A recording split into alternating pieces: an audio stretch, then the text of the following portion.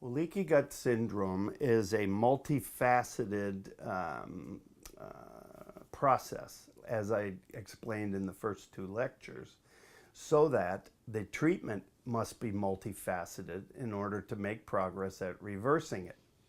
So, initially, the first step is to improve the digestion so that you have the food that's properly broken down by the time it arrives at the middle part of the small bowel.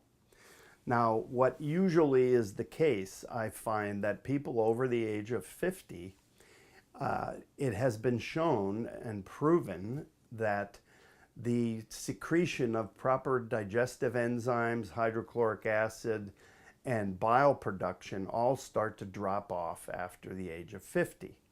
So the simple solution is supplementation with some very inexpensive digestive enzymes that have hydrochloric acid, stomach enzymes, pancreatic enzymes, and bile all contained in the enzyme.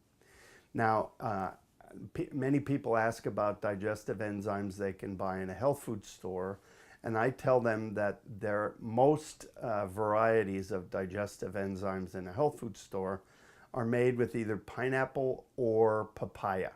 And I'm not saying those are bad, they are just much weaker compared to the enzymes I just described. So they need to be animal-derived enzymes to be strong enough to do the job. So first step is to improve the digestive process, which takes place above the small bowel, so that the food arriving at the small bowel is properly broken down. Second part of the process is you have to suppress any population of what we call the bad bacteria, and we do that with colloidal silver. And then there are times when it's such a severe situation that you have to use modern day antibiotics. But of course, there's a way to properly do that. So you have to kill off the bad bugs, we call it, and simultaneously be replacing the good bugs, which is all the probiotics. Now, probiotics can come from many sources. I recommend the use of fermented dairy products, which would be kefir, yogurt, buttermilk, sour cream. Interestingly enough, the same microorganisms used to make yogurt can be used to pickle, as they say, vegetables such as sauerkraut. Pickling, and of course pickles would be cucumbers as well. But interesting to note for those people that don't know it is originally pickling was never done with vinegar like it is today.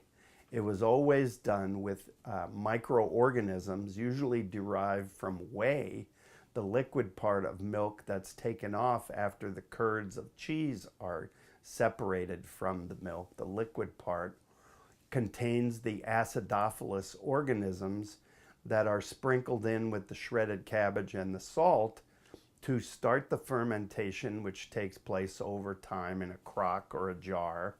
For real live refrigerated sauerkraut, you can replace the same organisms as you are with yogurt and other fermented dairy products. So we want to suppress the bad bacteria, replace it with the good bacteria, and the final step in the process is you have to actually repair the lining of the small bowel. And we do this with things like aloe vera juice. Ginger can be used in certain ways.